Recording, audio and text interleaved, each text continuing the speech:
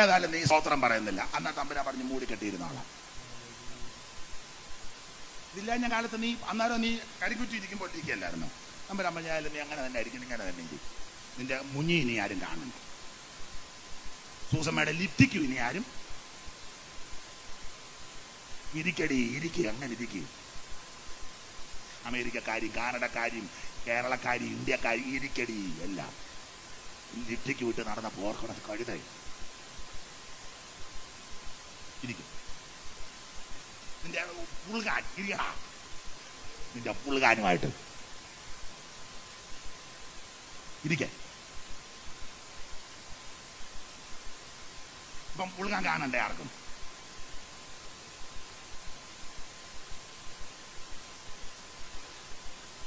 ഇരിക്കും. സ്തോത്രം, സ്തോത്രം. നീ ഇനിയും മര്യാദക്ക് ജീവിച്ചല്ലേ തമ്പുരാൻ മൊത്തം മൂടുന്ന രോഗം കൊണ്ടുവരും.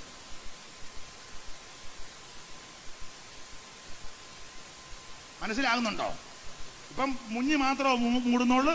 ഇനി നീ മര്യാദയ്ക്ക് ജീവിച്ചില്ലെങ്കിൽ PIP അംഗങ്ങളും സെൻറ്ററിലുള്ളവരും സ്റ്റേറ്റിലുള്ളവരും ലോകത്തുള്ളവരും സകല പ്രിയപ്പെട്ടവരും മര്യാദയ്ക്ക് മാനം മര്യാദയ്ക്ക് ജീവിക്കുന്നവരുണ്ട്. ജീവിക്കാത്ത ആരെങ്കിലും ഉണ്ടെങ്കിൽ തമ്പുരാൻ പറയും ഇനി മൊത്തം മൂടി നടക്കണമെന്ന് പറയാം. അതിനടുത്ത മാർഗം ദൈവം കൊണ്ടുവരും. ഇപ്പൊ ഇതൊരു കൊട്ട് തന്നിരിക്കുക, പക്ഷെ ഇതിന് ദൈവം മാറ്റും. ഈ കെടുതി ദൈവം മാറ്റിത്തരും. ഈ പ്രശ്നം വിശ്വസിക്കുക, ദൈവത്തിൽ വിശ്വസിക്കുക, സംശയിക്കാതെ.